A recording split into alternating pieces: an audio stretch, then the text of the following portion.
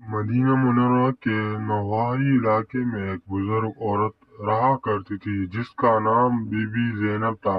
Be be زینب نہایت غریب تھی مگر ان کا دل عشق رسول صلی اللہ علیہ وسلم سے لبریز تھا۔ ان کا معمول تھا کہ روز صبح اذان فجر سے پہلے مسجد نبوی کا رخ کرتے، صفائی کرتے اور نبی علیہ الصلوۃ والسلام کے روضہ مبارک کے سامنے بیٹھ کر درود شریف پڑھا کرتی تھی۔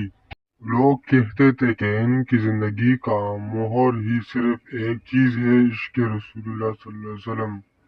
ایک دن مدینہ میں شدید بارش ہوئی، راستے کیچڑ سے بھر گئے مگر بی بی زینب پھر بھی مسجد نبوی پہنچے۔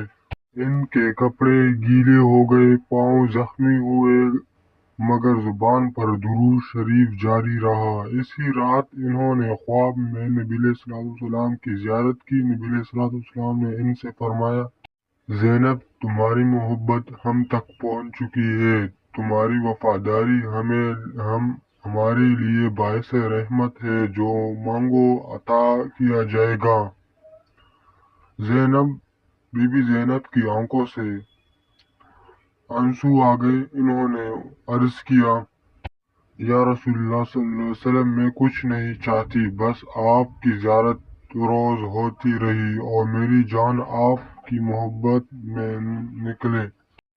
نبی علیہ الصلوۃ والسلام نے مسکرا کر فرمایا، پھر جلد ہماری ملاقات ہوگی۔ چند دن بعد بی بی زینب کا انتقال ہو گیا۔ ان کے چہرے پر ایسی مسکراہٹ تھی جیسے وہ کسی محبوب کی آغوش میں سو گئی ہے۔ مدینہ کے لوگ کہتے ہیں کہ آج بھی رات کی تنہائی میں کوئی آ کر روضہ رسول کے سامنے بیٹھ کر درود پڑھتا ہے، شاید وہ be be Zainab he who.